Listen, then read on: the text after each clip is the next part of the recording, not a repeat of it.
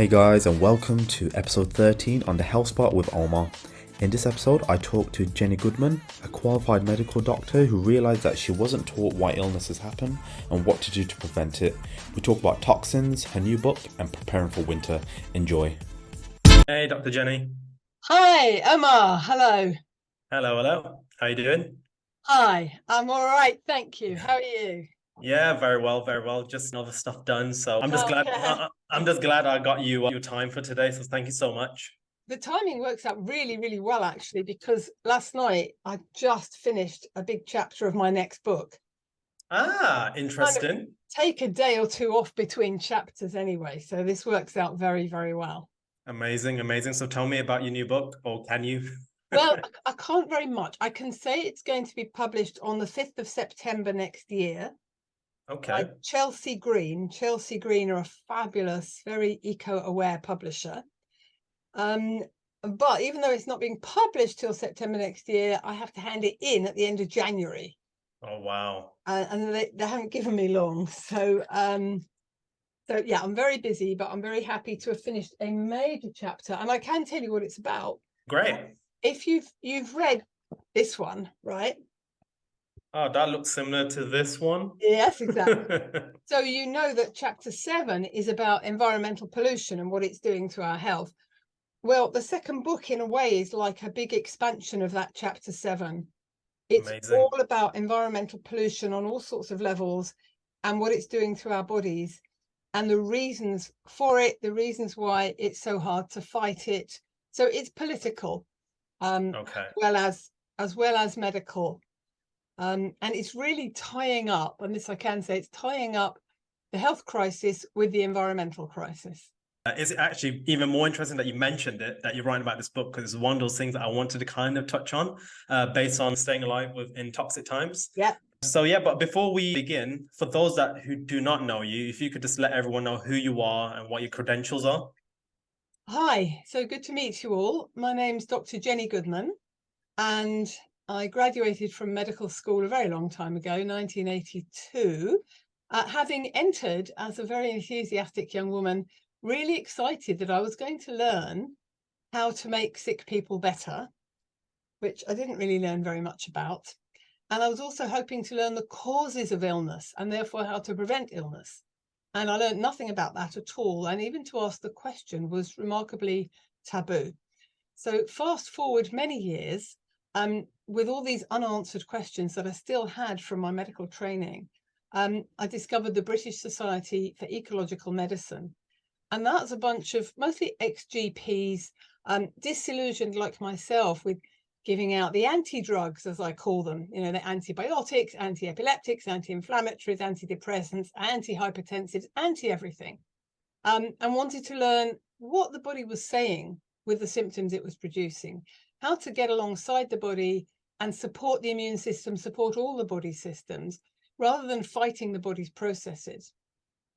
The other thing that my colleagues in the British Society for Ecological Medicine had noticed, which I had also noticed but didn't understand, was that we have many pandemics going on. We have a pandemic of cancer, of dementia, of diabetes, of heart disease, of autoimmune disease, and of neurodegeneration among the elderly and neurodevelopmental disorders among the young. And the thing is, if something is familiar, you think it's normal. You even think it's natural. And we have all become so used to this. And only a few of us have noticed how much worse it's been getting over the decades. And in the British Society for Ecological Medicine were a bunch of doctors who were saying, yes, and we need to look at why. And what we've been finding over the past 20, 30, 40 years, as we tested our patients, is they're full of environmental toxins. The stuff that's being given out by the exhaust pipes, the stuff that's put in the water, the stuff that gets in the water and the air and the soil through what we throw away, the pesticides and synthetic fertilizers that are sprayed on our field, all of these are getting into our bodies. And how could they not? Because our bodies are part of the ecosystem of the earth. We're not separate. So realizing that on a deep level, has been revolutionary in my practice of medicine and that of my colleagues. So we call it ecological medicine for two reasons. One is because we cannot separate our bodies from the overall ecosystem that is planet Earth. What goes around comes around. You know, we throw stuff away, and there is no such place as away. It ends up in the soil, therefore in our food, therefore back in us. But it's ecological medicine in another sense. It sees the whole body as one joined up ecosystem. So to give you an example of how orthodox medicine does not do that, if you, let's say you go to your GP and you've got really painful aching joints and you've got a really wheezy chest and you're covered in a skin rash, your GP will simply refer you to 3 different specialists: the rheumatologist for the painful joints, the respiratory physician, you know, for the lung problems, and the dermatologist for the skin rash. Those 3 people will never sit in a room together and discuss your case. And if you put them in a room together, they wouldn't know what to say, because we learn at medical school all the systems of the body as separate systems. And of course, we know they're all living in one body. Whereas in ecological medicine practice, we would say to ourselves, what is it that's triggering this response in this person in 3 of their different body systems? And we will work with their nutrition. What's the good stuff that's missing? Why is it missing? And what's the most natural way to put it back? And that's through both taking a detailed history and examining the person and doing blood tests for nutrient levels. And also, what is in there that shouldn't be in there? The toxins that have come from the environment, none of which even existed before the Industrial Revolution. And therefore, we're not evolved to cope with them. So our bodies are essentially hunter-gatherer bodies. We're still cavemen and cavewomen in the physiological sense, because evolution, biological evolution, is an incredibly slow process. And we've only had industrial chemicals around for about 200 years. And we've only been doing agriculture as opposed to hunting and gathering for about 10,000 years, which is a fraction of time compared with the pace of biological evolution. What that means is that we have not been able to adapt to the highly artificial environment we have created for ourselves. Our biochemistry is not geared for it. So all the toxins that I discuss in my books and that you may ask me about shortly are simply substances we're not evolved to deal with. And all of this is leading to the epidemics of chronic illness that we see, that are taking people's lives, but also making people live for many, many years with crippling, disabling diseases. And there's a lot of misery there. And it's unnecessary. It's what we're doing in an industrial society.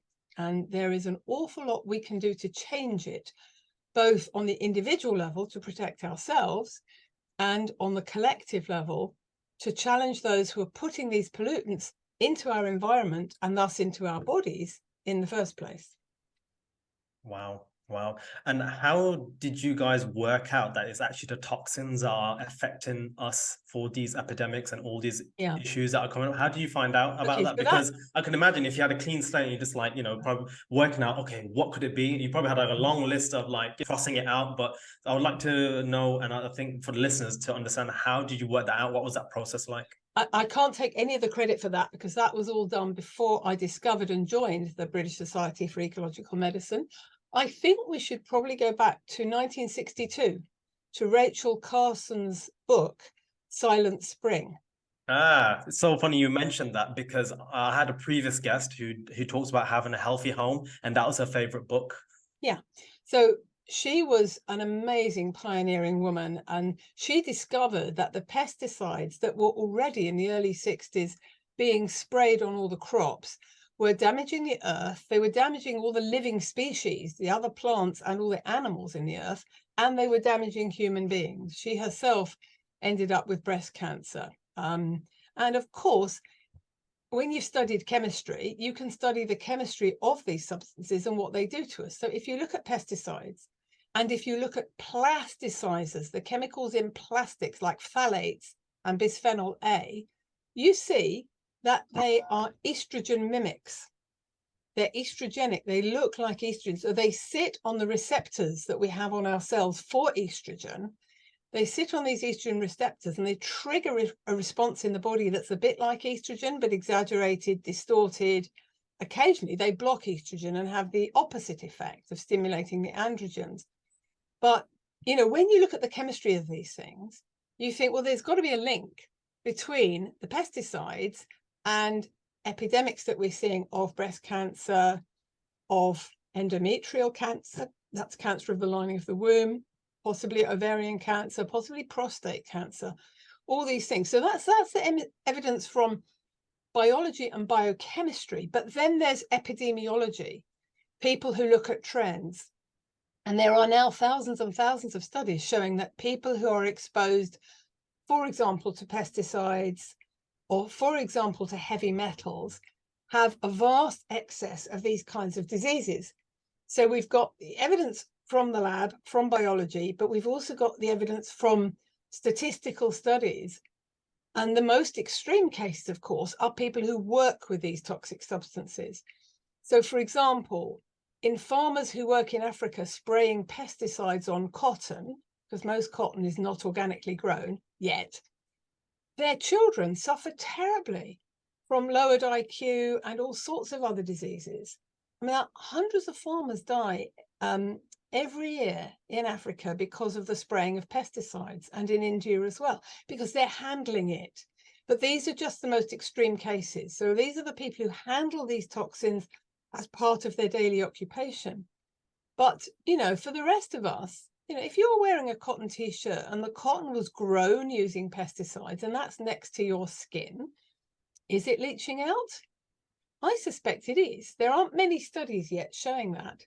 But again, when people say, well, where is the evidence? For much of what I'm saying in my first book, and indeed will be the case with my second book, there are actually thousands of published papers in mainstream peer-reviewed journals, but the information in them doesn't seem to have trickled down to doctors in clinical practice, still less to the general population.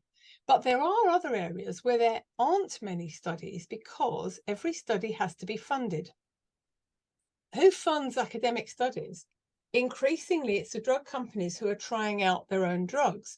Who's going to fund a study, for example, comparing the health of organic cotton farmers with non-organic cotton farmers? No one's going to do it. Well, it has been done with other types of farming, actually. In Denmark, they did a study a few years ago. Obviously, they're not growing cotton in Denmark, but they looked at organic farmers' sperm counts and compared them with non-organic farmers and the general population. And it was off the scale. I mean, in the population at large, sperm counts are plummeting all over the world, and not just in humans, in wild animals as well. But in these organic farmers, they were very good. They were tip-top. So it's really clear that if you put poison into the environment, you put poison into all the animals and plants in the environment, and we're animals. So, you know, once you look at it, it's blindingly obvious. That's right. But we have become accustomed to the prevalence of all these illnesses. Wow. And like you said, a toxin is essentially a poison. That's yes, it's another word for poison. It's another word for poison. But really important to distinguish, Omar, between acute and chronic poisoning, acute and chronic toxicity. So what the NHS, God bless the NHS, what it recognises is only acute toxicity, right? So a child bites an old-fashioned thermometer and swallows mercury. They rush them to the Guy's poisons unit, and there they take a blood sample, and yes, there's mercury in it. However, if you wait 48 hours, there's no more mercury in the blood because the body's not stupid. It puts it somewhere else. It gets it out of the bloodstream and hides it away, where it does long-term damage. So what I am discussing in my books is not those moments of acute poisoning, you know, the child, God forbid, gets the bleach from under the kitchen cupboard and swallows it. Of course, that very rarely happens in practice, but that's acute poisoning. But if you look up any of the 100,000 chemicals in common usage, you can see what's called the data sheet, publicly available information. All it ever talks about is acute toxicity. Like what happens if you splash this in your eye or splash it on your skin or swallow it. But that's really not the point. Those are accidents and they're unusual. What I'm concerned with is what's called chronic toxicity, which is like the slow drip, drip, drip of very low level exposures, but over years and over decades. And that's what we're seeing. Interesting, because I remember when I was getting my water filter fitted under my kitchen by the builder, and I think I got the same one as you with the 3 cylinders, and it's for the whole house. Yes. And when I was explaining, he was looking at me, he was like, these are the, because it's very, where I live in around Birmingham, it's not common for someone to put a water filtration system in the house, and he was like, it's very uncommon for this kind of system to be in a house in this kind of area. It's normally somewhere in London or somewhere posh, as he would say. That's incredibly ironic, because Birmingham is the place in the country where you need it more than anywhere else. And why is that? They have been adding synthetic fluoride to the water supply of Birmingham and the West Midlands since 1964. It's effectively a pilot study for the rest of the country. They're now doing it in the northeast as well, around Sunderland.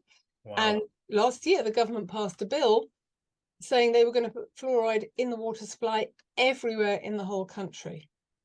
And remember your video, well, there was a clip that I mentioned to you with the CNM. Touched something for me, because obviously I live in Birmingham and I shared it out to everyone. So if you could explain what your findings were, because there's studies out there who probably might not say that it's not that bad. Or... Oh no, there are thousands of studies showing the damage that it does.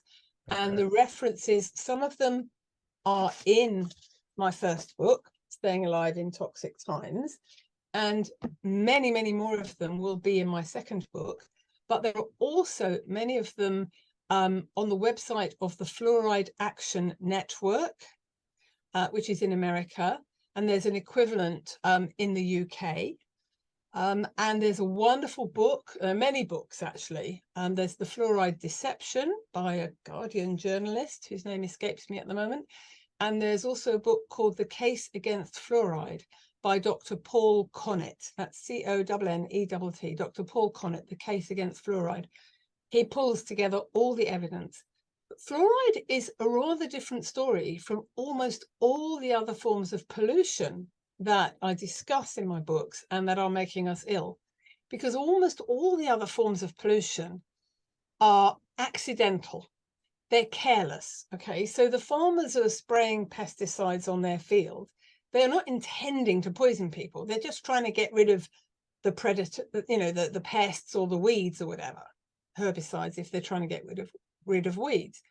And the people who are mining fossil fuels and heavy metals, they're not trying to poison us. They're just blocking out the fact that downstream we will all be poisoned. So it's not actually people thinking, okay, this stuff is toxic, let's put it in the air, let's put it in the soil, let's put it in the water. But with fluoride, again, that isn't anybody's conscious intention, but it's different from other pollutants in that it is being put into the water supply deliberately. And what really horrified me when I discovered this back in the 90s is what it is and where it comes from. It's a byproduct, the stuff that's being put in your drinking water in Birmingham, and if we don't fight it, drinking water all over the UK, is a byproduct of the phosphate fertilizer industry. Right? They end up with this stuff called fluorosilicic acid, which they're making phosphate fertilizer, and they've got this waste product, which is fluoride. And back in the 1940s and 50s, they were forbidden to release this waste product as a fluoride gas from their chimneys because it was so toxic. And they were forbidden to release it into the rivers because when they did, cattle were dying downstream. And this is all really well documented. So they thought, what are we going to do? So they introduced a system whereby somehow these same toxic substances are renamed water treatment and are sold to governments, to local authorities, and to water companies and put in our water. Now, it's very interesting that they didn't rename them as medicines, because if they had, they'd have had to go through an investigative process and safety checks and would have been found to be too dangerous. So it's not labelled a waste product anymore. It's now labelled water treatment, much in the same way chlorine is put in our water to kill bugs. And that's highly problematic as well. It's okay to kill the dangerous bacteria in the water, Yeah. but it's not okay all the other things it does. And also, okay, if you have to put it in, can you take it out again? They don't take it out again, so you have to buy your water filter. Now, just a little bit of GCSE chemistry.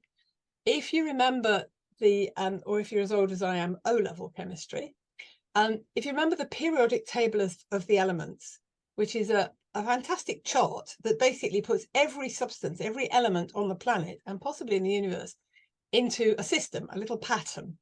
And the elements fall into groups that have the same electron charge on the outermost orbit, the same number of electrons. Group 7 is called the halogens, and that's got fluorine, chlorine, bromine, iodine, and astatine. We don't have to worry about astatine. The difference between fluorine and fluoride is that fluorine has gained an electron, so it's become fluoride. But both fluorine and fluoride are poisonous. When you come to chlorine, chlorine gas is toxic, but chloride is an essential part of our bodies. Sodium chloride, it's salt, it's in our bloodstream, it's in the sea, it's essential. Yeah. So one electron can make that difference. When you come down to bromine and bromide, they're both toxic. And bromine is in fire retardants, right? Flame retardants, which by law must be added to our soft furnishings if they are synthetic, right? They don't have to be, it doesn't have to be added to synthetic, to natural furnishings, right? Anything made of wool or linen or cotton is naturally fire resistant. Isn't that interesting? You know, very these interesting. plants and the animal's woolly coat is naturally fire resistant. But most of our sofas and carpets and curtains these days and cushions are made of synthetic material. So by law, they have to add synthetic flame retardants, and they are brominated compounds. So they've got the bromine outgassing, which is why if you're going to buy new furniture, don't do it in autumn or winter because you have the windows shut.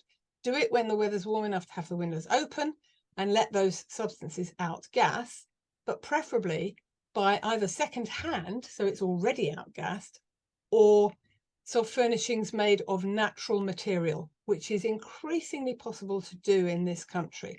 Going back to the periodic table, the last one to talk about in group 7 is iodine or iodide. Now, that is essential to us in both forms, iodine and iodide. But because it looks similar from the outside, right, iodine is a larger atom, but it's got the same number of electrons in its outermost orbit, the body can get confused. If you put in chlorine or bromine or fluorine or fluoride when it's expecting iodine or iodide, there's no way to be sure, but it's perfectly possible that those toxic atoms get incorporated into molecules that should contain iodine or iodide. And of course, the thyroid gland requires lots of iodide to make thyroid hormone. And certainly everyone I see with fluoride poisoning has got a damaged thyroid gland. Mainly in Birmingham from your research, or like all over? No, it's all over. It's all over because people are not just getting fluoride from the water. It's now been put into toothpaste. How long has it been in toothpaste? And because for as long as I can remember, when I look at the back, other than it saying that, you know, consult a doctor if you feel like you've been poisoned, it's always been in there. So how long has it been in toothpaste? It's been in there, I think 20 years at least, possibly longer. So but quite new. Perfectly possible to get fluoride-free toothpaste. I get it.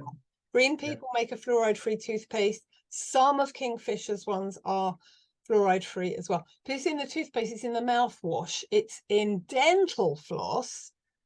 The only way I've found to get dental floss without fluoride in is to get the silk dental floss from Woo Bamboo.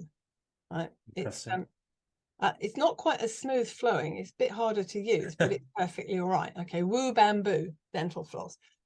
It's in almost everything, and dentists will put fluoride drops on children's teeth without asking, without telling.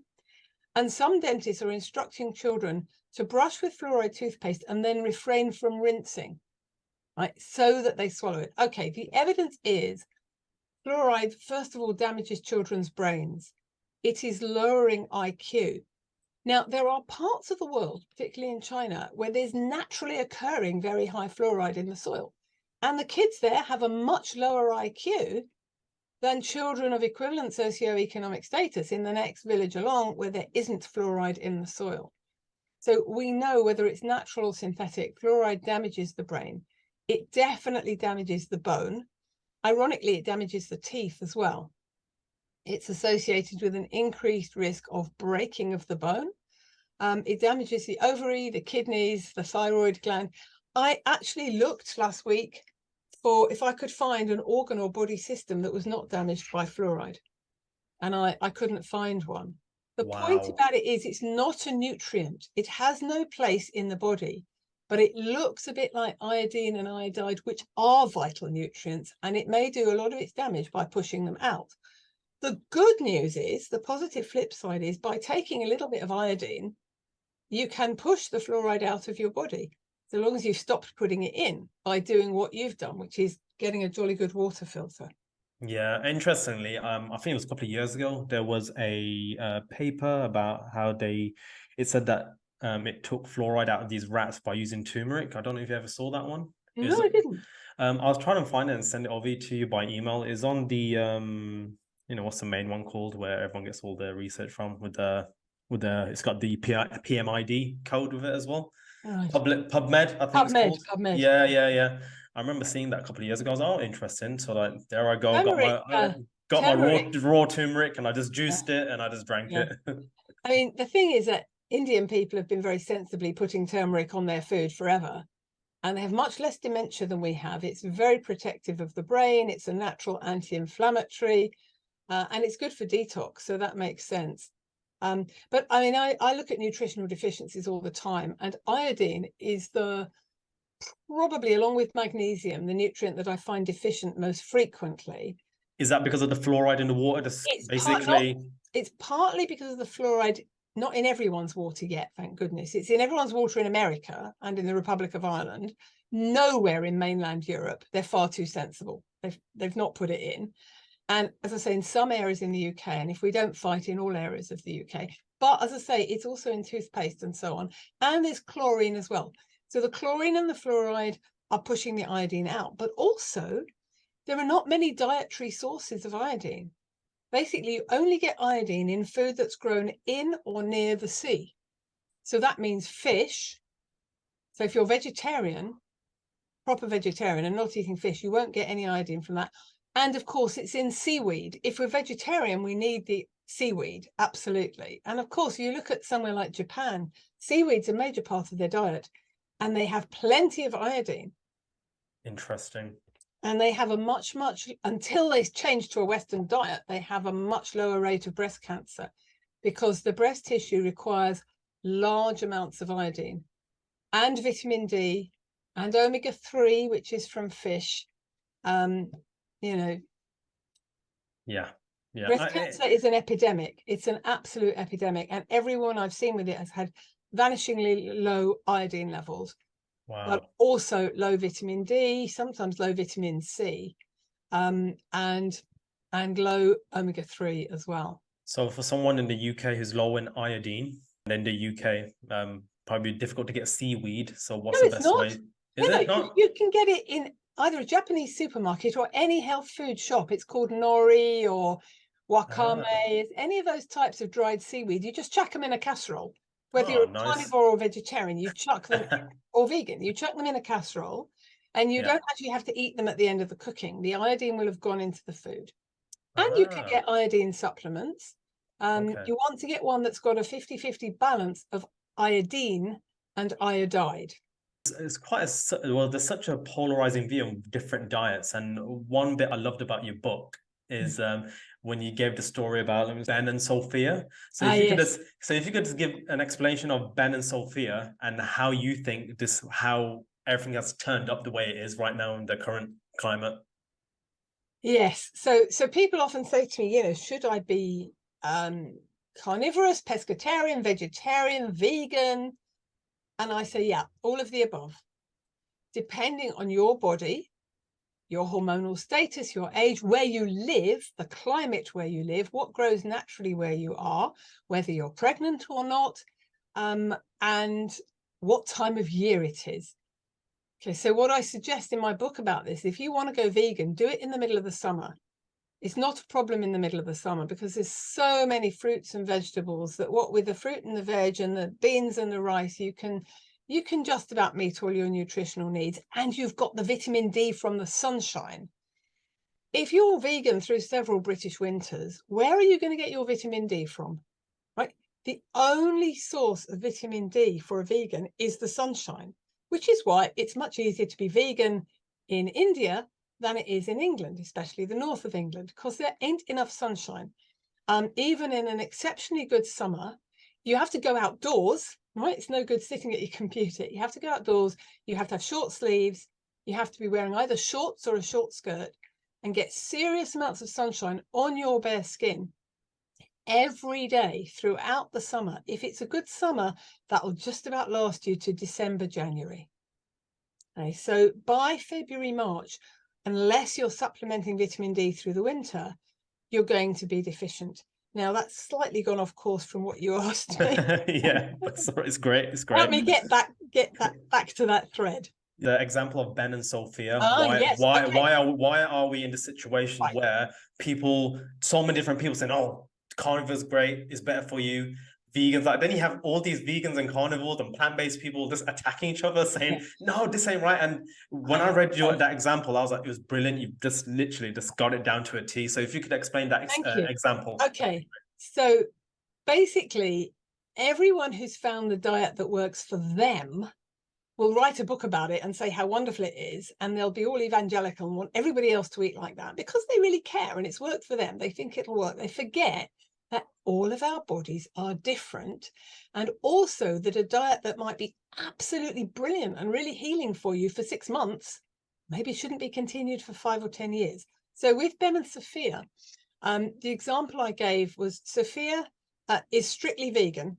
Okay, so she's having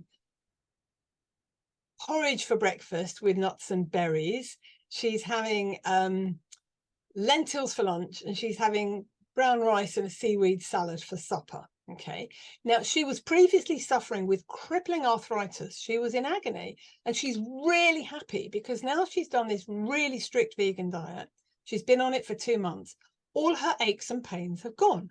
So clearly she was having a serious reaction to most likely dairy or red meat or wheat, because if you notice her diet doesn't contain much wheat either.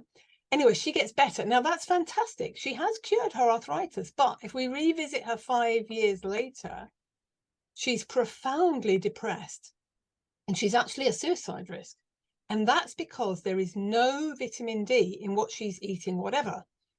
And she works indoors. She's not a gardener, so she's not got any vitamin D from the sunshine. And vitamin D deficiency is not only bad for the immune system and the bones, it's really bad for the brain, right? And a lot of cases of severe depression, particularly in the winter, are down to vitamin D deficiency. And I'm actually convinced it's a factor in youth suicide, but nobody's looking into that. Wow. Because psychiatric drugs are more profitable, they can be patented in a way vitamin D can't, naturally occurring. Okay, now the opposite end of the spectrum, I gave the example of Ben, I think, who has been suffering from severe chronic fatigue, right? He's got no energy. And he was a cereal and toast man. He'd have cereal and toast for breakfast, right? Pure carbs, pure sugar, blood sugar up, blood sugar crashes. He'd grab a sandwich for lunch and he'd probably just have chips for dinner. He had severe chronic fatigue. Now, he started eating like his grandfather used to eat. So like eggs and bacon for breakfast with some tomatoes, mushrooms, maybe a salad, some meat or fish for lunch, meat or fish again for dinner, loads of vegetables. He is transformed. All his energies come back and he's over the moon. 5-10 years later, we revisit him. He's not been very fussy about the kind of meat he's been eating. He's not made sure it's organic or free range. And he's been eating sausages with all sorts of hideous additives, really nasty additives. He never read the packet. And now he's got really bad stomach problems and he's hoping it isn't cancer. So those are two opposite extreme examples of people who have found a diet that really is right for them at that moment in their lives, but not forever. And we have to come back to balance, because we are omnivores. We evolved as omnivores, right? Our hunter-gatherer ancestors sometimes ate like Sophia and sometimes, when they could, like Ben, but without the sausages. And also he was frying them in junk oil. He was not frying them in something it's safe to fry in, such as what's your definition of a junk oil?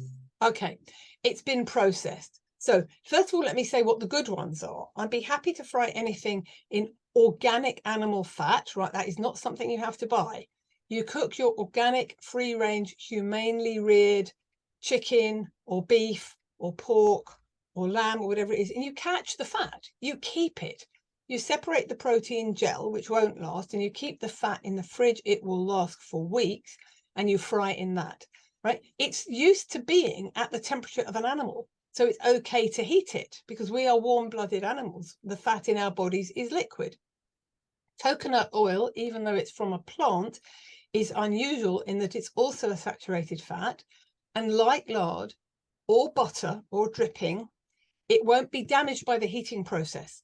Its molecular structure will not be interfered with. So you can cook in any animal fat or coconut oil.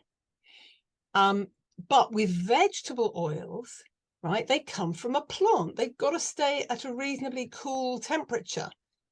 You know, if you take a living plant and you fry it, it's dead. So what happens with oils like the seed oils that come from sunflower seeds or hemp seeds or safflower seeds, or any of these seed oils, it's fine if they were produced in the old-fashioned way, grinding between two stones, like cold pressing. So cold-pressed virgin oil that's never been heated, never been treated with chemicals, therefore its chemical structure hasn't been damaged, is fine to eat, but not to cook with. Because if you heat that up, you're doing the same kind of chemical damage as is done by the manufacturers who refine these seed oils and put them in plastic bottles in the supermarket. I call it wee-wee oil because that's what it looks like. It's yellow, it's synthetic, it's junk, and of course it's absorbed all the toxins from the plastic bottle as well. And it's cheap as well. It's cheap. Of course, it's mass-produced and it's cheap. It's not that vegetable oil is bad, it's that that kind of vegetable oil is bad. Now, if you go into a good health food shop, right, not a chain, a good independent health food shop, you will find that the vegetable oil, like the sunflower oil and the safflower oil and the hemp seed oil and the flaxseed oil, is in dark glass bottles. And why is that important? It's important because light will damage it. Heat, it's dark glass bottles in the fridge, right? Because heat and light will damage. This is very delicate structure, a very delicate molecular structure. So don't cook with it. Now, those are polyunsaturated oils that I'm talking about. They've got polyunsaturated fats in them, omega-6, which are good for us if they haven't been distorted by the refining process, and they need to be balanced by omega-3s from fish. Now, olive oil is an intermediate case because olive oil contains oleic acid, which is neither polyunsaturated or saturated. It's monounsaturated. So there's one carbon double bond within the molecule. I wanted to put all this chemistry in my first book, but the editor said it's too much for people. But well, you put it all in this call, so even better. Okay, there is one carbon double bond within the molecule of oleic acid in olive oil, so it's monounsaturated. So it is okay to cook with it a little bit. Right, so I think what I say in the book is, you know, by all means cook an omelette in olive oil, but don't fry chips in it. Oh, yeah. Because if you heat it to a really extremely high temperature, you will damage it. But it's okay to lightly saute some vegetables in a wok with it. Yeah, so there is a lot of nonsense talked about this, and particularly about the omega-3 and omega-6 thing, as though all omega-3 is good and all omega-6 is bad. It isn't like that. The omega-6 from vegetable oil is fine if we make sure it's non-refined, cold-pressed, natural, organic, of course, and we keep it cool. So I use it as salad dressing. Same. I use extra virgin olive oil, like a pinch of Himalayan pink salt, coconut oil, and then a squeeze of lemon, and that's my dressing for my salad. So I would just do a little bit of oil and lemon juice or lime juice, lots of raw garlic, and a tiny bit of honey to take the edge off the lemon and lime. Wow, how do you eat the with raw garlic? Because I've tried it a few times. It is quite strong sometimes, no? It is quite powerful. You have to get used to it, but it kills viruses, it kills fungal infections, it kills bacteria. If you can get a clove of crushed garlic into yourself every day through the winter, along with lots of vitamin C, lots of zinc, a little bit of selenium, and vitamin D every night, you will survive the winter without too many coughs and colds and nasty bugs. And we'll get into winter season in a bit. I just want to take a step back because you mentioned about Ben, for example. As long as eating humanely reared organic meat, free range, yeah, free range. If you could let the listeners know what kind of effects from the pesticides can people get, because right, again, I mentioned this in a previous podcast as well. Like, you know, people are like, well, I'm eating it now and I don't feel anything. So no, this is a really important question, Omar. Thank you, because it goes back to what I said earlier about the difference between acute and chronic toxicity. We are not talking about acute poisoning. We're not talking about like you eat something that's poisoned in the ordinary sense and you collapse, you feel ill. You won't feel sick immediately, although if you eat a really pure, healthy diet that's strictly organic and strictly natural for a few weeks, then you eat something junk like a burger, you will feel it. because yeah, that's so true. And I'll tell you my example, because I don't eat wheat because after I found out how it's been processed from the hybridization and, you know, all the changes and how it's, you know, when you go to the store now, there's loads of gluten-free options now, and there's a reason for that. So although they're mostly junk if you don't make it. Yeah, exactly. And I don't even touch that anyway. Yeah. So what I did was, I think for a whole year, maybe 2 years, I had no wheat products whatsoever. And now every time I bite into a wrap that's made out of wheat for a one-off occasion, I get this brain-splitting headache that just stays there until I've finished eating, well, until I stopped eating that food, which I found really interesting. I was like, okay, wow, this is a big sign that I should not be eating this at all. Yes, I mean, I think that is the phenomenon that when you detox from something or you stop eating something that was bad for you and you couldn't feel it when you were eating it every day, then you get this, we call it unmasking. You unmask the effect of the substance or the food that really is bad for you. But you're not going to get a dramatic effect by eating something that's got pesticides in it, because these things don't cause symptoms immediately. What they do is they accumulate in the tissues over years and decades. And long term, anything that's not organic, right? So let's say it's an animal, it's been eating food that's been sprayed with herbicides like glyphosate, which, you know, again, is associated with just about every modern disease there is. Stephanie Seneff, Toxic Legacy, that's the book to read about glyphosate. Really important new book. What happens is that they accumulate in the tissues. Say the animal's eating food that it's not evolved to eat. That's a problem in itself. It's eating soya or it's eating grain when it should be just eating grass and herbs in the fields outside. And GMO grain now for chickens and stuff. Genetically modified. And because these crops are genetically modified, they're genetically modified for a reason, which is to be able to withstand the herbicides like glyphosate. So it means the farmer can spray the field and every living thing will die except the cash crop. So that means the cash crop is drenched in herbicide. It has been genetically engineered to withstand it. That is, it doesn't die, but it's still full of this stuff. It doesn't die, but we keep eating it. And eventually what we see from the pesticides and from all the other junk that is in an animal that's lived a traumatic life, right? So its immune system will be damaged by battery farming, by being kept in cramped, miserable conditions. It will be full of antibiotics because that's the only way you can stop such an immunocompromised, miserable creature from constantly getting infections. So if we're eating that kind of meat, I would say we're eating antibiotics, we're eating herbicides, we're eating bad karma. Actually, we're eating cruelty. And it isn't necessary, right? You can get free-range organic meat that was reared in a kind and a natural way. The animal was doing what it does, which is to live outdoors and eat what grows naturally.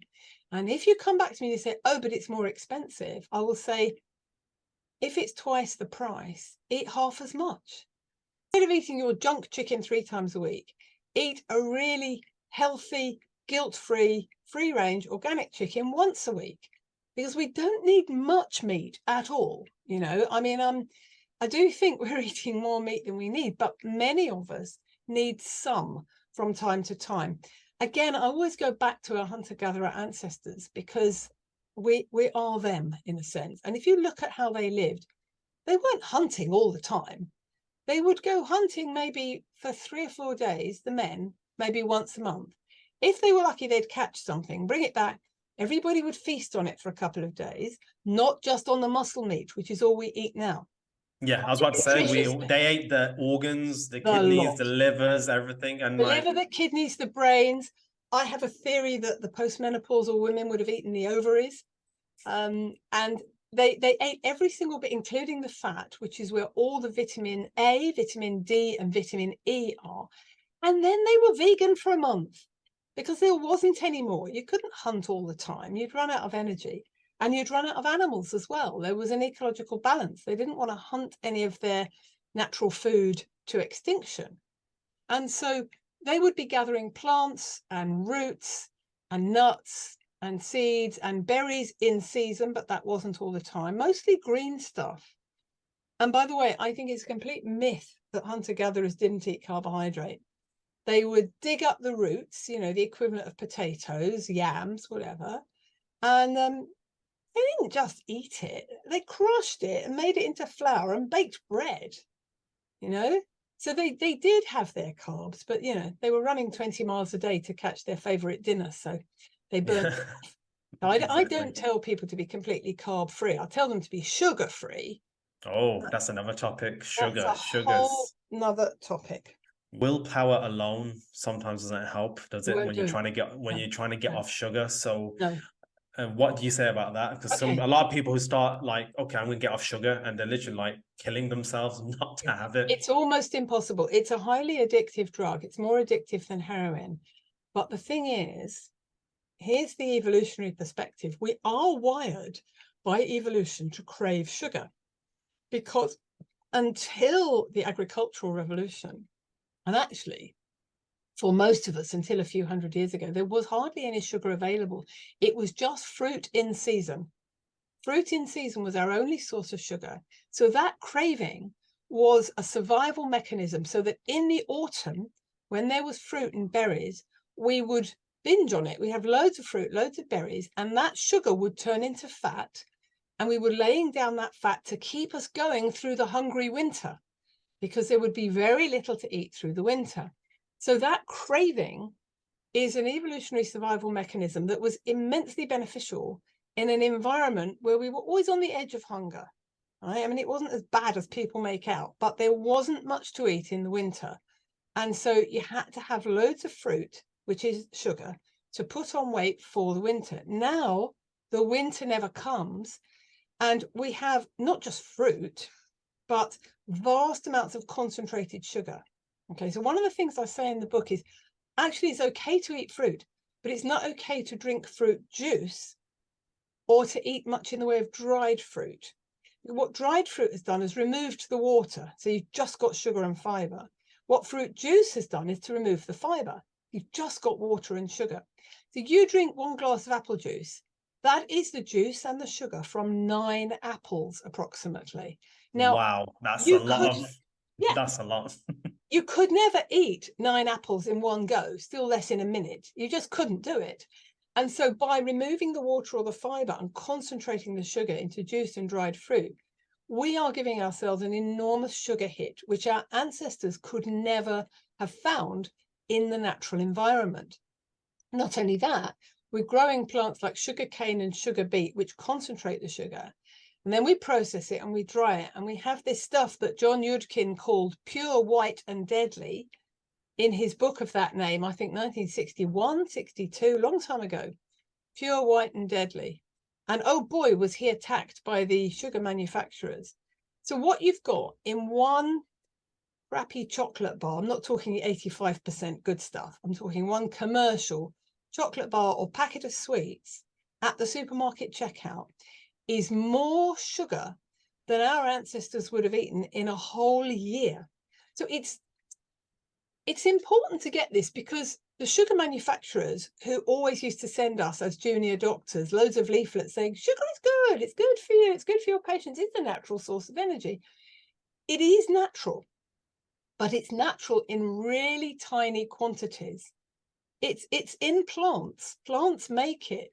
But if you just eat the plants and occasional fruits, you cannot overdose.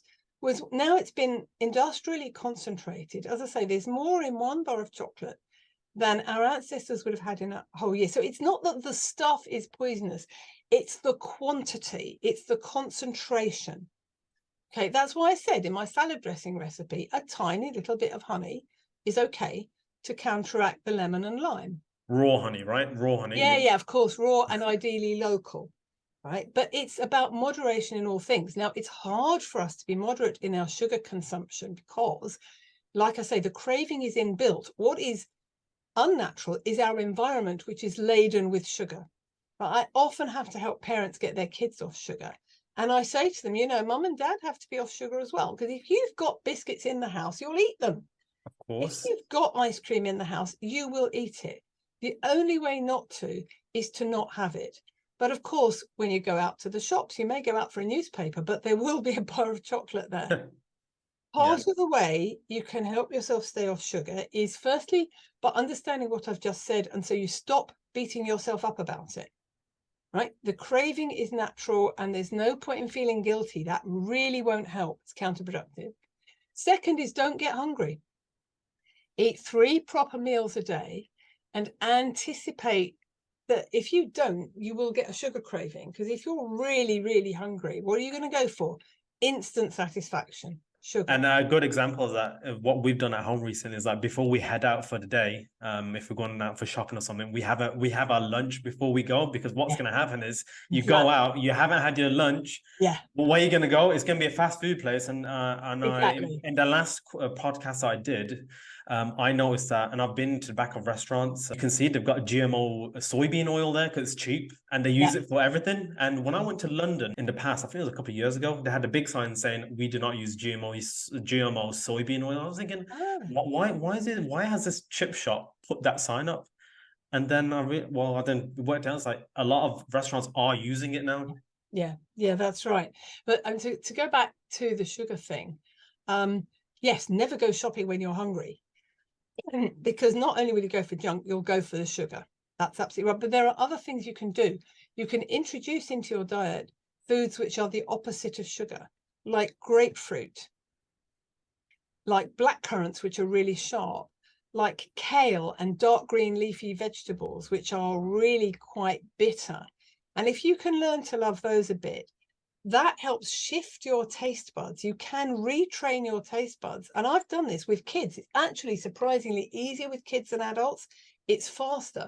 And I've had kids come back to my clinic and say, Dr. Jenny, carrots are sweet. Yeah, they are. Yeah. Onions are sweet, right? Red peppers are incredibly sweet, but you cannot taste that if you're living on industrially concentrated sugar products. So you can retrain your taste buds. And the last thing I would say that helps to get off sugar is to tackle mineral deficiencies and certain vitamin deficiencies as well. Because if you're deficient in zinc or copper or magnesium or chromium or manganese, all of those affect the blood sugar balance. And so you've got to make sure your mineral levels are tip top. Otherwise you will get sugar cravings. And the other thing is the B vitamins. A B complex also helps to regulate the sugar balance and therefore the sugar cravings. I want to add a word for women in their menstruating years, because premenstrual tension, premenstrual madness is partly hypoglycemia. It's the blood sugar falling.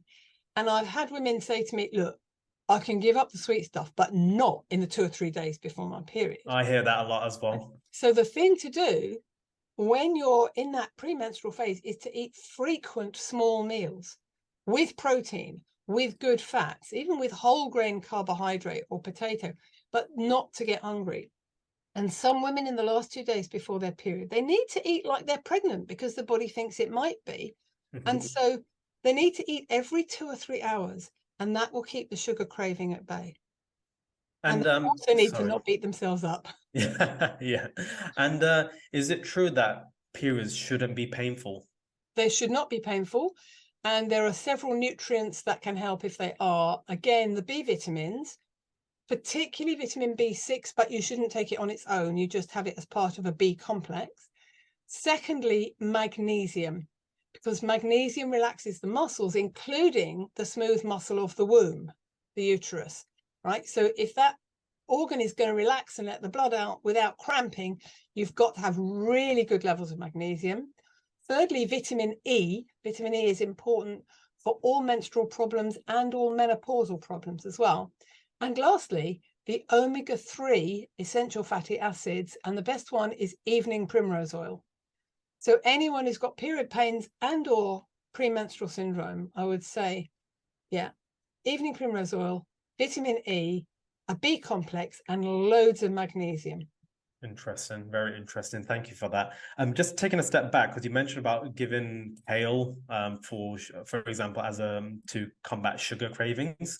A lot of carnivores. Giving what? Giving kale. Sorry, you mentioned about giving kale, kale, for well, example. It's just about getting your taste buds used to the opposite taste of sugar. Yeah, because a lot of carnivores say, and a lot of carnivores say that kale, for example, has lots of anti-nutrients in there, that we shouldn't be eating them. So what do you say for those people?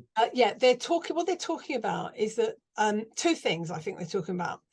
One is that the brassica family, that's kale, broccoli, cauliflower, cabbage, and so on,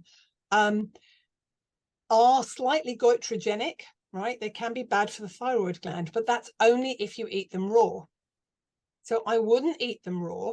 Kale is not a salad vegetable, and I wouldn't put them in juice. I would only cook them. And if you cook them, they're harmless. They may also be talking about phytates. Phytates are mostly in whole grains and high fiber foods, and they do stop you absorbing some of the nutrients. And that's why many people think we do need animal food periodically. Yeah, because it's much more nutrient dense and it's much more easy for us to absorb. But I worry greatly about people who want to stop us eating plants altogether. I mean, I really think anything that's extreme, anything that's excluding one major food group has worried. And correct me if I'm wrong. Sorry? Yeah, correct me if I'm wrong. Majority of the medicines are made out of plants, even like homeopathy. Most of the medicines are made from plants. Homeopathy and herbal medicine, yes. 60, 70 years ago, 1/3 of all conventional medicines were still made from plants. But now the vast majority are made in a laboratory. But ultimately, we can only make things from what we've got. I mean, most medicines now are made from petrochemicals. But what are petrochemicals? They are the remains of plants that died 300 million years ago. You know, in the end, nothing is synthetic because everything is made from some resource that's here on planet Earth. But if it gets too far away from its source, it's been through too many artificial processes, it becomes unnatural and it becomes dangerous. So I have this very dismal party trick where I'm giving a talk and I'll stand in a room and I'll say there's 100 people in the audience. Would you put your hand up if you know or have ever known a person with cancer? Every hand in the room goes up. Okay, every hand in the room goes up. We need to reclaim our shock about this, because if I'd asked the same question of an equivalent group of people, let's say 50 years ago, and maybe 6 or 10 hands would go up. 100 years ago, maybe 1. So these kind of illnesses have always been with us, but something is making them become of pandemic proportions. And that's why I go back to your person who said, well, I can eat my non-organic chicken and I feel perfectly all right. Yeah, but it's going to catch up with you. It is actually. Yeah. It's a sad reality. I wanted to quickly go over as we're going autumn into winter, the daylight and nighttime saving stuff, because I always found it weird that, like, you know, it gets darker and darker, and we're still expected to wake up at the same time every single day, getting ready for school. And in my head, I'm like, shouldn't we our circadian rhythm matching with the daylight? So if you could just quickly go over that, please, that'd be great. I do talk about that in the introduction to staying alive in toxic times, because it's so important. We cannot ignore the changing temperature and the changing length of daylight around us. You know, we are profoundly affected by it. So there's a gland in the brain called the pineal gland, and it responds to light, not in the way the eyes do, but it is connected neurologically to the eyes. And when it sees light, it gets the message, wake up.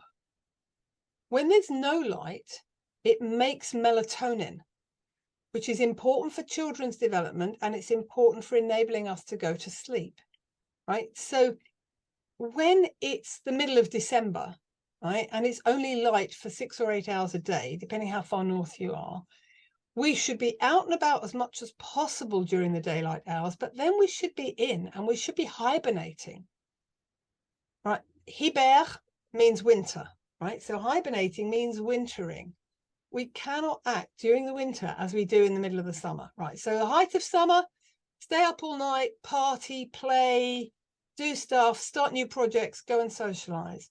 The depths of winter, hide under the duvet with no guilt whatsoever, because we are not designed to be out and about in the dark.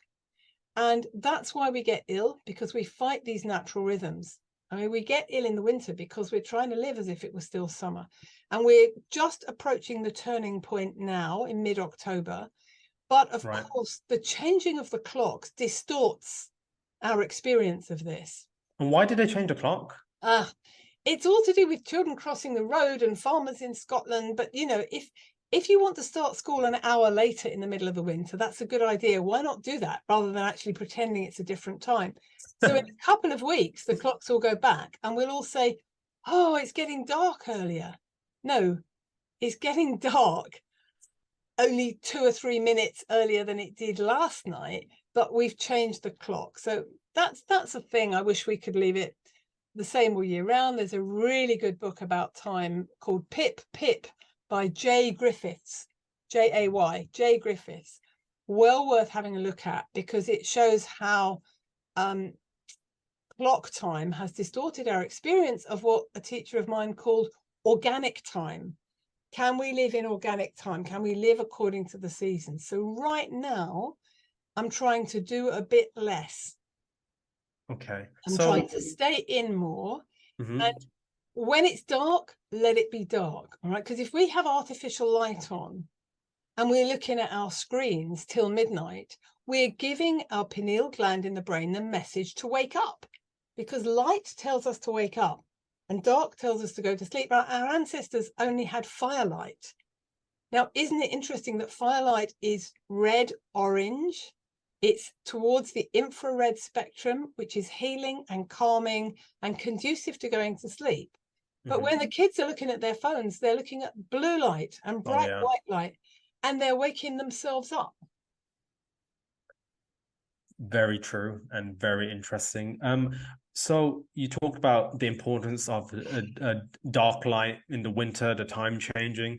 So where does vitamin D come into that then? So like before all this happened, where we were out when it's dark, but we still need vitamin D to make sure we don't get flu during flu season. So okay, how does that link? All of us who are living in, let's say, England or Scotland or Wales, our ancestors at some point moved a long way north from where they came from, all of us. And actually, I was in the Orkney Isles recently in June. Everybody else was having a heat wave. It was about 8 degrees in the Orkneys. But what we were taught by a guide who showed us around their fascinating Stone Age villages from 5,000 years ago is that the temperature 5,000 years ago was 5 degrees higher than it is now. So I think these islands used to be warmer and we didn't have such cold winters. We can't know for sure, but the point is that we do live in a so-called temperate climate. We're only going to get the sunshine for a few months a year. we have to literally roll our sleeves up and roll our trouser legs up and get out and get the vitamin D from the sun during the summer, right? That season is over. Now, as I'm speaking to you on the 12th of October, it's raining. And we had a long Indian summer. We had a nice, warm, sunny September, but it's over now, I think. Yeah. And can we get through the whole winter without vitamin D? Unfortunately not. Because we used to be outdoors all day, didn't we? When we were farming people, we probably could just about get enough through the summer from the sunshine to last us through to winter. But we were also eating foods that had vitamin D. And there is vitamin D in meat and fish and eggs and dairy products. So again, I'm really sorry for anybody who's listening to this who's vegan. There's no vitamin D in your food. Not even in tahini, there may be an absolutely tiny amount. You'd have to eat a lot of tahini. And a little bit of vitamin D2 in the mushrooms, but only 1 in 7 molecules of that will be converted to vitamin D3, which is what the body needs. So yeah, I think most of us need vitamin D supplements through the British winter. We need magnesium that goes along with it, helps the brain work, helps the muscles relax. We need a little bit of zinc to keep the immune system functioning and a tiny bit of selenium. And we need vitamin C. C and D are the bottom line through the winter. How our ancestors got enough vitamin C through the winter is a very valid question, but they did pick all the berries and the apples and pears and pickle a lot of them in glass, which, unlike canning, preserved the vitamin C. So I think all those pickles and preserves that they made kept a lot of the vitamin C, and they probably have that plus potatoes through the winter. And although cooking destroys most of the vitamin C, probably there was enough left in the potatoes to help them. But I think, yeah, we need vitamin C, especially since COVID. We need vitamin C through the winter, and we need vitamin D as well. What about D3 plus K2? Because quite a few practitioners out there say, oh, make sure you put K2 in there. But then there's some doctors out there who give out videos saying, oh, just take D3. So that's where it gets a bit confusing. Okay. Partly depends who you are. It's very, very important for women and anyone who's at risk of osteoporosis. I'm not sure it's essential for younger people. But the point is about the bones. Right? What vitamin D does is it enables you to absorb your calcium from your food in the gut into the bloodstream. What vitamin K2 then does is puts that calcium from the bloodstream into the bone to build bone protein. So yeah, any woman post-menopause absolutely needs K2 along with the vitamin D. Whether everybody else does, the jury is out, I would say, at this point in time. But vitamin K2, we ought to be able to get it anyway from the friendly bacteria in our gut, right? One of the many amazing jobs the microbiome does for us, if we feed it with lots of nice green leafy vegetables and keep off sugar, is it makes vitamin K2. It makes biotin, which is an important B vitamin. It makes all sorts of goodies for us that we can't, on a cellular level, make for ourselves. So if you've got a healthy microbiome, you should have vitamin K2 anyway. Interestingly, the microbiome needs us to give the vitamin D to it. It can't make vitamin D3. So sunshine or animal food gives the microbiome the vitamin D, and hopefully it will then give us the K2. Isn't it interesting how that works? Very interesting. And how does someone know how much vitamin D3 to take? Right. Well, in an ideal world, you would get tested. NHS should test for vitamin D. Okay. It doesn't distinguish between D2 and D3, but that's not so crucial. You go to your GP and you say, please, can you tell me how much vitamin D I've got? Can I have a blood test? If they say, no, don't waste my time, don't waste the NHS's money, you tell him about both your grandmothers who had very severe osteoporosis.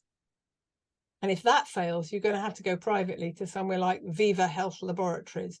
But you want your levels to be between 75 and 200 nanomoles per litre, right? The units are very expensive because some centres use a different set of units. But in nanomoles per litre, it should be between 75 and 200. Now, that's my view, and that used to be the view in the NHS as well. A lot of GP practices and hospitals are moving the goalposts, and they're claiming that it only needs to be above 50, or even that it only needs to be above 25. Wow. But anybody whose level was above 75 didn't get seriously ill with COVID. People in whom it was below 25 died of COVID. Now, the reason that conventional medics still don't understand this is they were taught, as I was, that vitamin D is all about your bones and nothing else. And it is true that so long as your level is above 25 nanomoles per litre, you won't get rickets. You won't get osteomalacia. Your bones will be okay-ish. But if it's below 75, your immune system will be compromised and your brain and mental health will be compromised. Wow. And the more important for people to go out there and get tested. It's free on the NHS, so why not? Right? Well, yeah, if you can persuade your GP to do it. And then you have to fight to get the results, right? It's no good the receptionist just telling you over the phone, it's normal, because you don't know what they mean by normal, or it's borderline. Yeah. Anytime the NHS says something's borderline, by the way, it's deficient. If you want to prevent flu, you just follow the instructions in the winter chapter of my book, which are really not rocket science. It says, eat well, don't go out too much in the winter, stay in, keep warm, exercise, but not excessively, look after yourself, and take loads of vitamin C, loads of vitamin D, a bit of zinc, teeny bits of selenium and iodine. Okay. And there also is a first aid package in there, which is a slightly altered version of one that my brilliant colleague, Dr. Sarah Myhill, has on her website. You can look at it on her website. Because basically, if you start to come down with something, or your household are coming down with something and you don't want to get it, masses of vitamin C. The vitamin D in the immediate term won't do anything. It's a long cumulative one. She says a big dose of vitamin A as well. I haven't found that to be necessary, but loads of vitamin C, loads of zinc, selenium, and a herbal remedy called echinacea. You can take twice as much as it says on the bottle at least. And also propolis, which is made for us by the bees, and curcumin, which you mentioned before, and quercetin. Quercetin is a plant product. If you take all that lot and you look after yourself properly and you eat organic and you stay off the sugar, you won't get flu. I mean, I have to say, touch wood, right? I've never had a flu jab and I've also never had flu. Now, kids, if your children were breastfed, and that's going to give them all the immunity they need. And again, if your children are fed healthily and they eat well and you keep them off the sugar and they're happy and they've got some fresh air and space to play outdoors in, and they're having a reasonably happy life. So I was talking to a young woman recently. She's about 30. She's the daughter of a friend of mine. And she was saying that her little girl has had a diagnosis of autism. And she said to me, oh, but the nursery have been wonderful about it. They really know how to work with her and how to help her. They seem to be very experienced. Yeah, they are, because they're dealing with this all the time. That's crazy. The counter argument you will hear is, oh, autism has always been with us to this extent. It's just it was never diagnosed before. Yeah. My response to that is, wait a minute. If your healthy, happy, friendly, cuddleable child suddenly starts beating their head on the floor, screaming, shouting, contorting their body and won't let you cuddle them, are you saying that previous generations of parents wouldn't have noticed? That that child wouldn't have been picked out at school? That they wouldn't have been taken to the doctor? It's nonsense. It's nothing to do with it not being diagnosed. It really is increasing at a frightening rate. Start strengthening the immune system rather than battering it. Exactly. And everyone needs to get a copy of this book. Everyone needs to get a copy of this book. This is going to be a quick fire round. The current book that you're reading. Oh, what am I reading now? Yeah. What are you reading now? I am reading The Invisible Killer, The Rising Global Threat of Air Pollution and How We Can Fight Back by Professor Gary Fuller. And before that, I was reading Clearing the Air by Tim Smedley. Oh, wow. I've also just read a book called To Dye For, but DYE, which is about synthetic dyes in our clothing.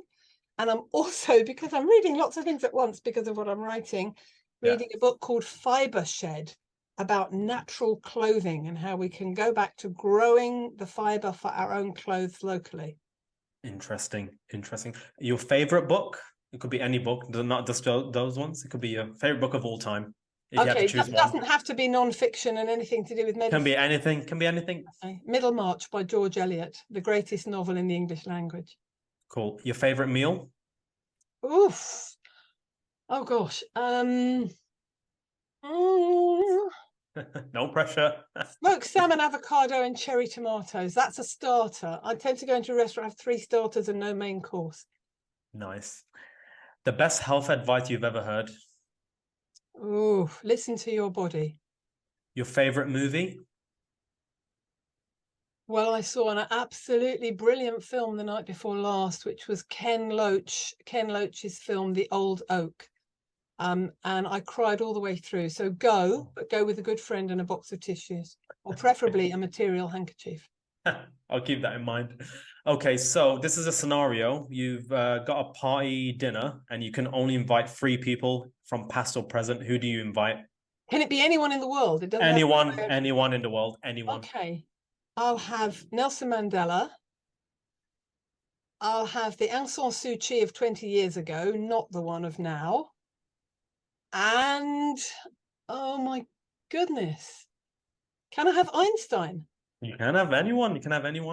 Okay, brilliant. I'll have Einstein having chosen a different life course because, you know, he said, if I'd known what was going to happen, I would have been a watchmaker. So I'll have Einstein the watchmaker, please. Okay, cool. But, you know, if I'd had time to think about this, I might get very different answers. You've caught me on the spot. Who's that second one you mentioned? Aung San Suu Kyi.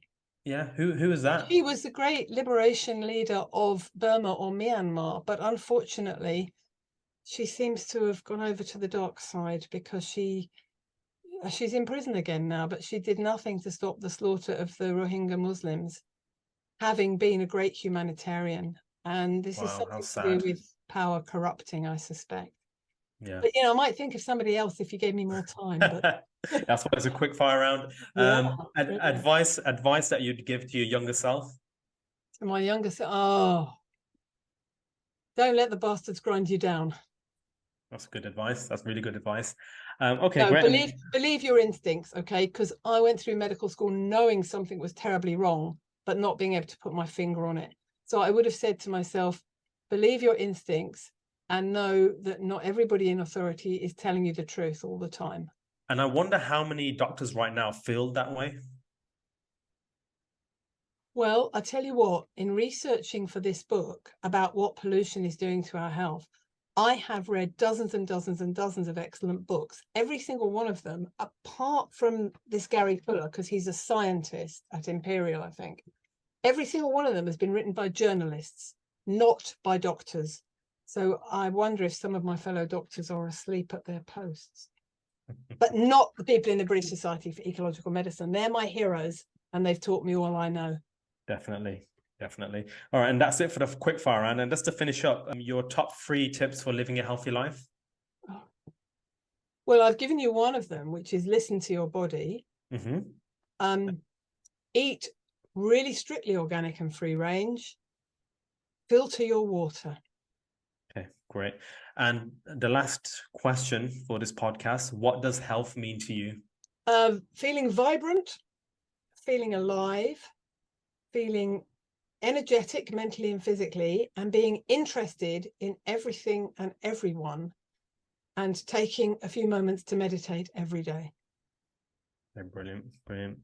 And where can everyone find you if they wanted to contact you or find more information about you? You mean in the electronic universe? In the electronic universe, yeah. I'm not very good at that. I have a website. My publishers insisted. It took them a while to persuade me. It's drjennygoodman.com.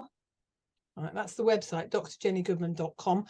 And I'm also, with the help of my social media angel, George, on all 4 social media channels. So that's Instagram, Facebook, LinkedIn, and whatever Twitter's called now.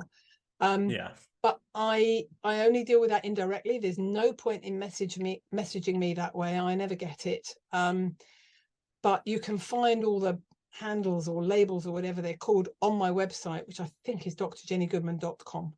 Okay, great. And do you take patients? No, Absolutely not. I have retired from clinical practice in order to focus totally on writing, because that way I can reach and help more people. Wow, amazing, amazing. Dr. Jenny Goodman, thank you so much for your time. You've given me more time than I expected, and this has been a fantastic talk. I wish you all the best with your book. I can't wait to see it. I can't wait to purchase it, and I can't wait to review it. So good luck with everything, and I hope to hear from you soon. Okay, lovely to meet you too, Omar. Take care. Bye-bye. Bye. Bye.